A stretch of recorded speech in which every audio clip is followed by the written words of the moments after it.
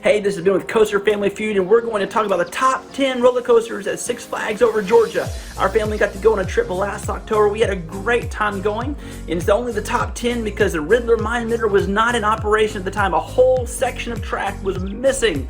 But here we're going to look at these other coasters and see how they rank 1 to 10. Now, some of my rankings, I'll be honest, might pan out a little bit differently in the future, but because I'd never ridden a flying coaster, I never ridden a dive coaster, those kind of influenced me perhaps in what I was looking at. So let's dive into our top 10 roller coasters at Six Flags over Georgia.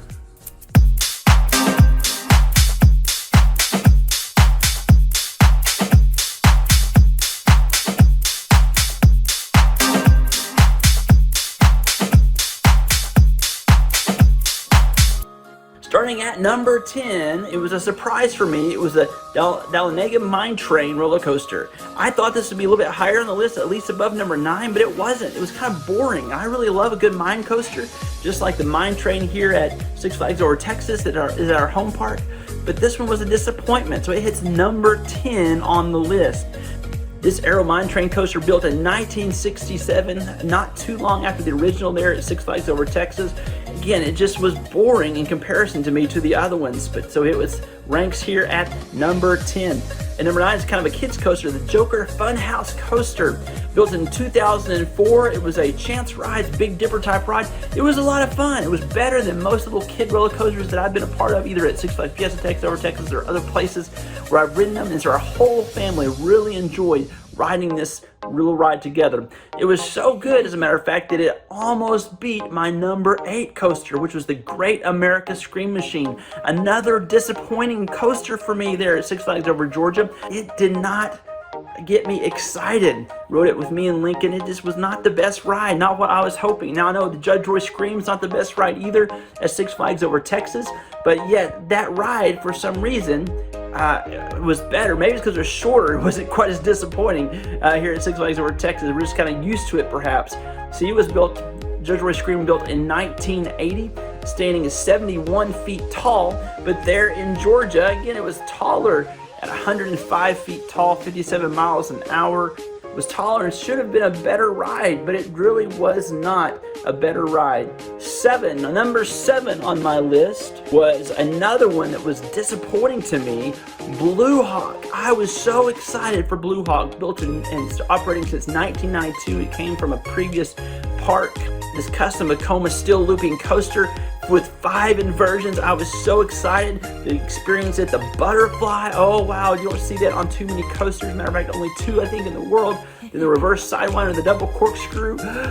But it was disappointing, I think, because it was so rough. Normally the roughness doesn't bother me a whole lot, but the ride was very rough last October, and it just kind of made me not like it as much. Matter of fact, I had an opportunity to jump back on and ride it, and I chose not to.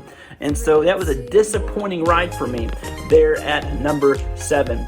Number 6 is Batman the Ride. I love Batman the Rides. A lot of people hate those because they're clones, but that's why they clone them, because they're good, inexpensive, and a fun experience. And so I enjoy Batman the Ride. And it actually almost made it up a little bit higher, and down the road, if we get to go back to Georgia, it may wind its way up a little bit higher because of the novelty of some of the others that we've experienced.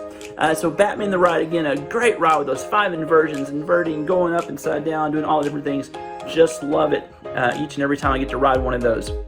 Number 5 was the Georgia Scorcher. And the Georgia Scorcher was a fun one for me. Of course, it was a stand-up coaster, only the second stand-up coaster I've ever ridden. The first one was at Six Flags Astroworld, Batman the Escape. Got to ride it before the park closed there with its 1 inversion, so it was interesting. But Georgia Scorcher was definitely better than I remembered Batman the Escape, despite having ridden it as my first stand-up coaster. The first ones you always seem to like a little bit better, right? And maybe that's my trouble with the Mine Train versus the other Mine Train.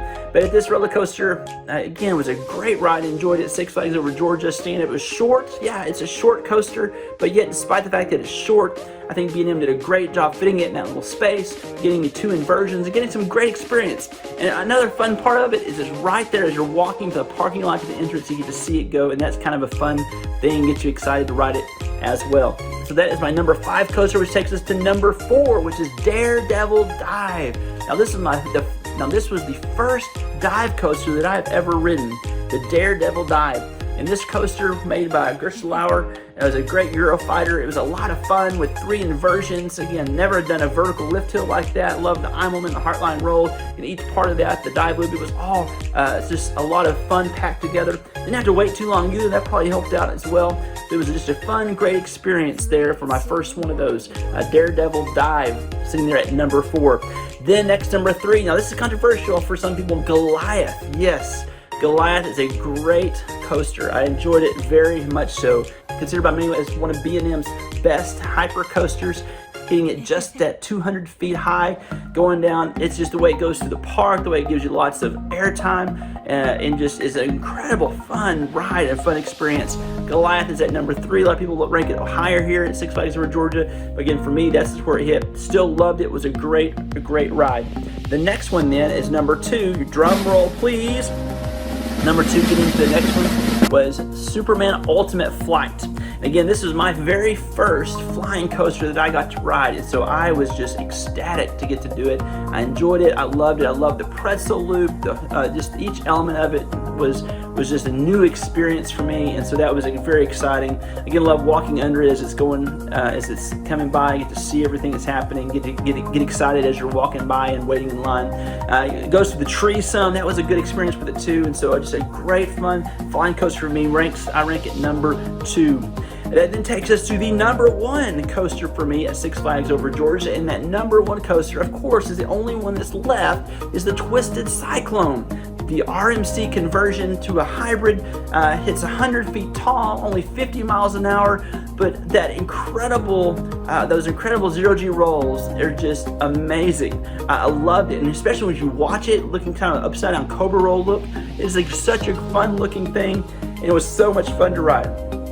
Lincoln rode it too. We loved it. Both of our favorite rides here at Six Flags over Georgia for the Twisted Cyclone. So another congrats RMC, another great ride. Appreciate all that you all have been doing to restore these other rides and give us new ride experiences all along the way. And as I said also, Riddler Mindbender didn't get to ride it. That Schwarzkopf coaster built in 1978. I know it's opening back soon, and I think people will love to get to ride it. I didn't get to do that. Now, if I was going to place it just based on what I know about it, where I've heard from other people with what this ride should be, I would probably place it in my top 6 at least. Maybe it may put, top 7. Probably it definitely beat Blue Hawk. Maybe Batman the Ride. I don't know. I have to experience myself, but probably somewhere in that area to experience it for me.